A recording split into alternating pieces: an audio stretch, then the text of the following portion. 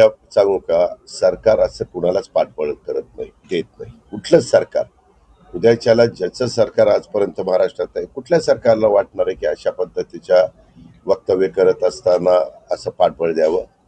आम्ही 3 पक्ष मिळून हे सरकार चालवतो. प्रमुख पक्ष आहे भाजप.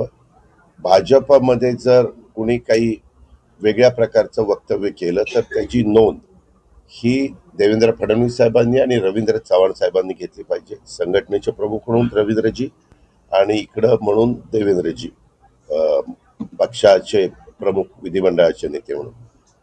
शिवसेनेच्या कुणी वक्तव्य केलं तर त्याची नोंद एकनाथरावांनी घेतली पाहिजे, शिंदे साहेबांनी. राष्ट्रवादीत केलं तर मी, सुनील तटकरे, आम्ही लोकांनी ती घेतली पाहिजे आणि तशा पद्धतीनं आम्ही घेतो. आणि मागेही असंच वक्तव्य त्यांच्याबद्दल आलं असताना आपल्याला आठवत असेल देवेंद्र फडणवीस साहेबांनी काही भूमिका मांडलेली होती. पण असल्या गोष्टी कधी आपल्या महाराष्ट्राच्या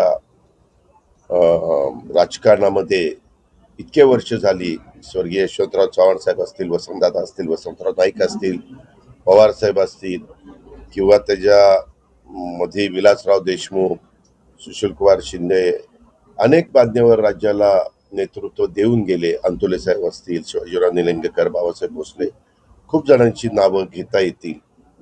परंतु म्हणूनच मी सुरुवातीला पत्रकार मित्रांनो म्हणलो की सुसंस्कृतपणा हा कसा राजकारणामध्ये सांभाळायचा असतो, टिकवायचा असतो.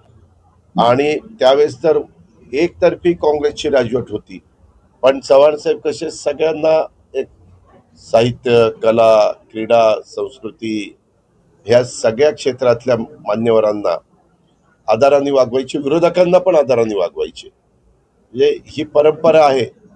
आणि राजकीय जीवनात काम करत असणाऱ्या आमच्या सहित, माझ्या सहित सगळ्यांनी ही परंपरा जपली पाहिजे, अशी माझी पण अपेक्षा, माझी विनंती.